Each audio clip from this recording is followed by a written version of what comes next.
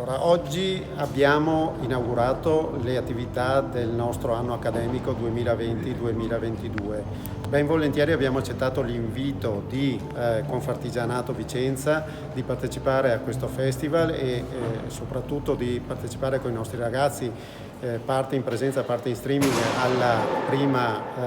all'inaugurazione, perché i temi trattati dal festival sono molto affini con i temi che trattiamo nei nostri corsi, per cui tutta l'innovazione tecnologica, tutta la mobilità sostenibile, tutto quello che è legato alla meccatronica avanzata, alla robotica, all'ICT sono temi di assoluta importanza per l'ITS, che poi va a svilupparli in funzione di preparare tecnici competenti per il lavoro in azienda.